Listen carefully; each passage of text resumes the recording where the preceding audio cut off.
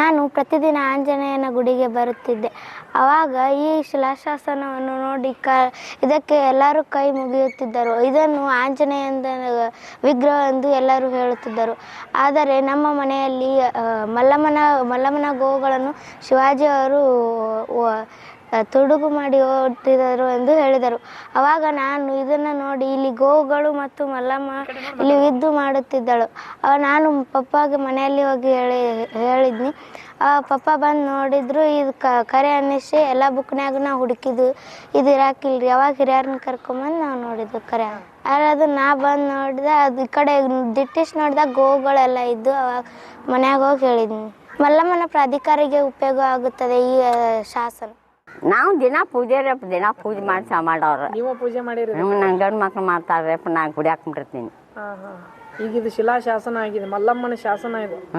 ಪಾಲಿತೆ ಭಾಳ ದಿನ ಆಗಿತ್ತು ಬಿಡ್ರಿ. ಇಲ್ಲಿ ಇದ್ದ ಗುಡಿ ಕಟ್ಟುವಾಗ ಇಲ್ಲೇ ಐತ್ರಿ ಅಪ್ಪ. ಯಾರು ವಿಚಾರ ಮಾಡಿರ್ಕಿಲ್ಲ. ಮತ್ತೆ ಪುಟ್ಟಿ ವಿಚಾರ ಮಾಡಿ ಈಕೆ ಮಾಡ್ಯಾವ ನೋಡ್ರಿ. ಈಕೆ ಹುಟ್ಟಿ ಬರ್ಬೇಕಾಗಿತ್ತು. ಈಕೆ ಹುಟ್ಟಿ ಬಂದಂಗೆ ಆತಲ್ರಿ. ಮತ್ತೆ ಇಟ್ಟು ದಿವಸ ಯಾರು ಅದನ್ನ ಲಕ್ಷ್ಯ ನೋಡೇ ಇಲ್ರಿ ಅದನ್ನ.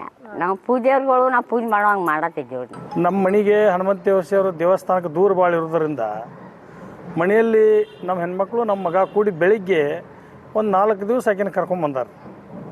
ಅವ್ನು ನಮ್ಮ ಮಗ ಕಾಲೇಜಿಗೆ ನಸುಕಲಿಗೆ ಹೋದದ್ದಕ್ಕೆ ಒಂದು ದಿವಸ ನನಗೆ ಪಾಳಿ ಬರ್ತತ್ತದು. ಅಪ್ಪಾಜಿ ಹನುಮಂತೇವ್ರಿಗೆ ಹೋಗೋಣ ಅಂತ ನನಗೆ ಅಷ್ಟು ಹೇಳಾಕತ್ಲ. ನಾವು ಇರ್ಬದ್ದೇಶ್ವರಿಗೆ ಬಂದು ಹೋಗೋರ. ಇಲ್ಲ ಇಲ್ಲೇ ಸಮಾಡಿ ಹೋಗೋಣ ಬಾ ಅಂತ ನಾನು. ಇಲ್ಲ ಹನುಮಂತೇವ್ರು ನನಗೆ ಹೇಳಿಲ್ರಿ ಇವ್ರು 11 ದಿವಸ ಹೋಗೋದು. ಆಯ್ತು ಕಾಡತತ್ ಮಗು ಅಂತ ನಾ ಹನುಮಂತೇಶ್ವರಿಗೆ ಇಲ್ಲಿ ಬಂದೆ.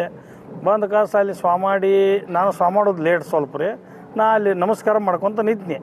ಅವಾಗ ಮತ್ತೂ ಆಕೆ ಇಲ್ಲಿ ಬಂದು ನಿಂತ ಅಪ್ಪಾಜಿ ಮತ್ತು ಬೆಳವಡಿ ಮಲ್ಲಮ್ಮ ಗೋವುಗಳನ್ನು ಬಿಡಿಸ್ಕೊಂಡು ಹೋದದ್ದು ನಮ್ಮ ಊರಾಗನ ಐತಲ್ಲ ಅಂದ್ಲ. ನಮ್ಮ ಊರಾಗ ಎಲ್ಲಿ ಐತಿ ಅದು? ಇಲ್ಲ ಅಂತ ನಾನೇ. ಇಲ್ಲ ಇಲ್ಲಿ ಐತಿ ಅಂತ ತೋರಿಸಿದ್ಲು.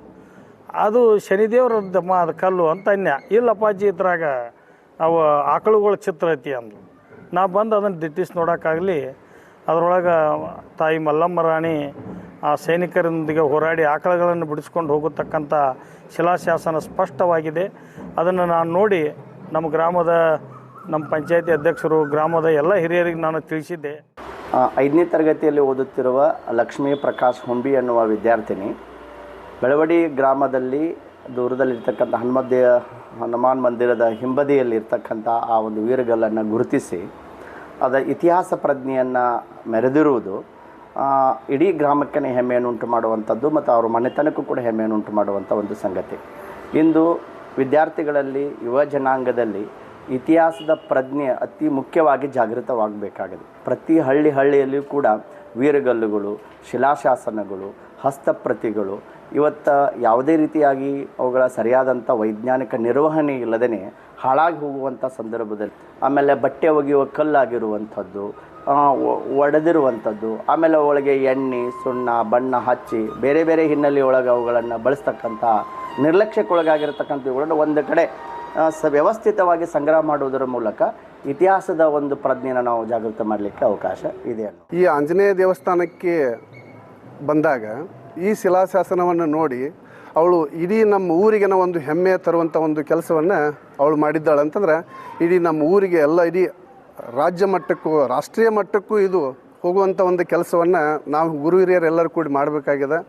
ಆದ್ದರಿಂದ ಆ ಒಂದು ಚಿಕ್ಕ 11 ವರ್ಷದ ಮಗುವಿಗೆ ಈ ಒಂದು ವಿಚಾರ ಬರಬೇಕಾದ್ರೆ ನಮ್ಮ ರಾಜಗುರುಗಳಾಗಿರ್ತಕ್ಕಂಥ ಸಿದ್ಧ ಶಿವಾಜಿ ಸ್ವಾಮಿಗಳು, ಆ ಶಿವಾಚಾರ್ಯ ಸ್ವಾಮಿಗಳು ಅವಳ ಮನದಲ್ಲಿ ಬಂದು ವಾಣಿ ಹೇಳಿದಂತೆ ಆಗಿರ್ಬೋದು ಅನ್ನುವಂಥ ಒಂದು ವಿಚಾರ ನಮ್ಮ ಗುರು ಹಿರಿಯಲ್ಲಿ ಬಂದಿದೆ.